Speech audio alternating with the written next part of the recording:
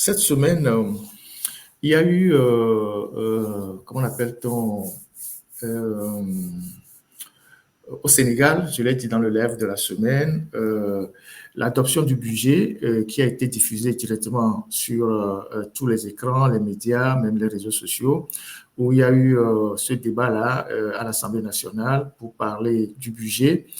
Et les débats à l'Assemblée nationale ont été diffusés en direct. Pendant ce temps, au Togo, c'est beaucoup plus compliqué d'informer les populations sur tous les aspects de la loi de finances, à quoi il faut s'attendre et tout ça. Le régime ne dit pratiquement rien, mais il y a la commission à l'Assemblée nationale qui travaille, où les ministres passent pour s'exprimer sur sur leur département pour débattre sur le budget de leur département. Sauf que selon les retours qu'on a, les gens, il y a même des ministres qui ne maîtrisent même pas vraiment le budget de leur département. Ils viennent et puis ils racontent des histoires, ils se projettent dans des projets, alors que le pays est confronté à des difficultés financières. Actuellement, il y a des tensions de trésorerie et vous avez, alors que le pays manque d'infirmiers dans plusieurs zones, de médecins, vous avez des ministres comme celui de la Santé qui se projettent dans des histoires à dormir debout, alors qu'il voit son budget, il ne sait pas que c'est un budget qui est lié à des contraintes et que le pays n'a pas d'argent. Vous avez le ministre de l'enseignement qui lui aussi veut construire des collèges scientifiques, alors qu'il y a déjà suffisamment d'établissements qui n'ont pas de table-banc, qui n'ont pas d'enseignants ou qui sont dans des conditions assez inquiétantes. Je vais vous montrer l'école primaire publique de Kakaveli, derrière la CET, pas loin de Skrik. Je pense que c'est à Agbalpedo ou bien c'est à Kakaveli. Vous allez voir ce bâtiment-là qui nous a été, cette image qu'on a diffusée en capsule sur notre page.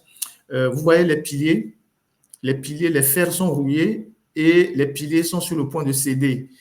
Ça, c'est l'école primaire catholique l'école primaire publique de Kakaveli, derrière la CET. Et vous allez voir que les fers sont rouillés, les bétons, les piliers ne tiennent plus et les gens ont peur qu'un beau matin, ce bâtiment s'effondre sur les enfants.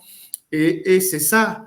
Au lieu d'aller dire à l'Assemblée nationale, on veut construire de nouveaux collèges scientifiques, alors que vous n'avez pas de budget pour le faire. C'est ce genre de bâtiments scolaires qu'il faut réhabiliter ou raser pour reconstruire de nouveaux bâtiments scolaires. C'est un cours primaire qui est au niveau derrière la CET à Kakaveli. Vous voyez comment les poteaux ne tiennent plus. Et donc, certains parents qui voient ces poteaux-là commencent par s'inquiéter sur la sécurité de leurs enfants. Et qu'un matin, ces poteaux-là peuvent céder et le bâtiment peut s'écrouler sur les enfants. Donc, voilà dans quelles conditions sont certains bâtiments scolaires en pleine ville, à Lomé, au cœur de la capitale. Ici, nous sommes à Kakaveli. Vous voyez comment même le bâtiment est sale. Au Togo, les bâtiments scolaires sont devenus des porcheries. On ne peut même pas faire des couches de pointure, on ne peut pas faire de rénovation. Nos enfants fréquentent dans des établissements qui sont comme des porcheries. Comment voulez-vous que demain, ils soient des gens propres dans la société? Quand des enfants vont dans des classes comme ça, vont dans des établissements scolaires comme ça, où il n'y a pas de toilettes, il n'y a pas de toilettes propres, on ne leur apprend pas la propreté, les bâtiments ne sont pas rénovés, il n'y a pas de peinture, tout est sale. Les tables bancs sont sales. Comment voulez-vous que dans un pays, il n'y a même pas de clôture? Oui, il n'y a même pas de clôture. Comment voulez-vous que dans 20 ans, il y a même un siège de UNIRA à côté? Voilà, il y a un siège de UNIRA à côté. Comment voulez-vous que d'ici 20 ans, ces enfants-là, quand ils seront engagés dans l'administration, ils seront des gens propres? Les enfants ici sont à 4 par banc. Nous sommes à Kakaveli, à Gbalepedo, Kakaveli. Les enfants sont 4 par banc. Dans ce bâtiment-là, cet établissement scolaire, les enfants sont 4 par banc. Nous sommes à Lomé. Les enfants sont 4 par banc. Les bancs, on les a alignés jusqu'à côté du tableau. L'enseignant, il marche comme ça. L'enseignant n'a pas de possibilité de mouvoir. Il marche, l'espace entre l'enseignant, les bancs et les tableaux, c'est juste un couloir. Donc, l'enseignant se comporte comme un lézard qui est en train de marcher, de tourner autour d'un mur. Ça, c'est le Togo, ça. Nous sommes au cœur de la ville de Lomé. Vous voyez les salles de classe, école publique, toute l'école est comme ça.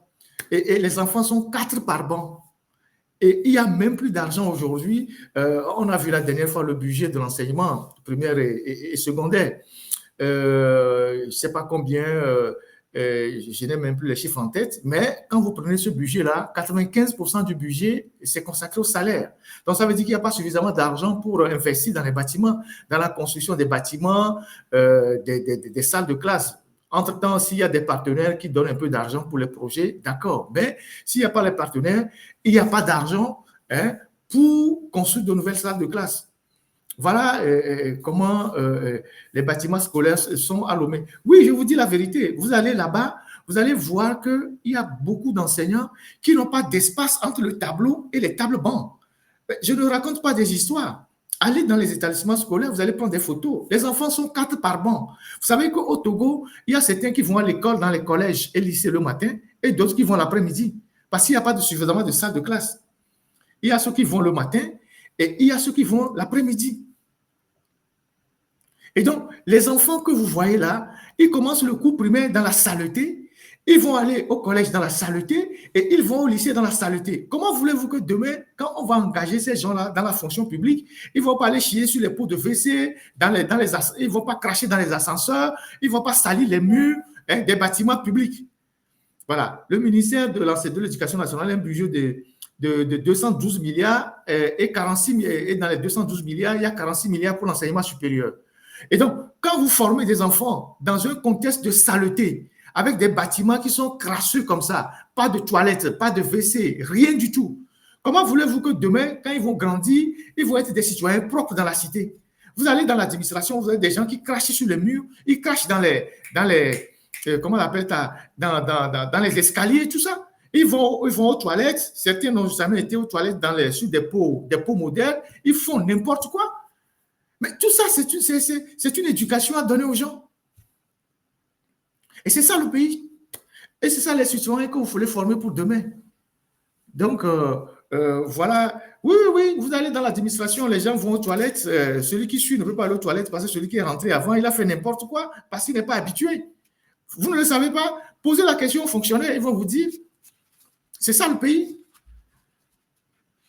C'est fou. Donc, il faut aller régler les problèmes de ces établissements scolaires avant de construire les collèges scientifiques.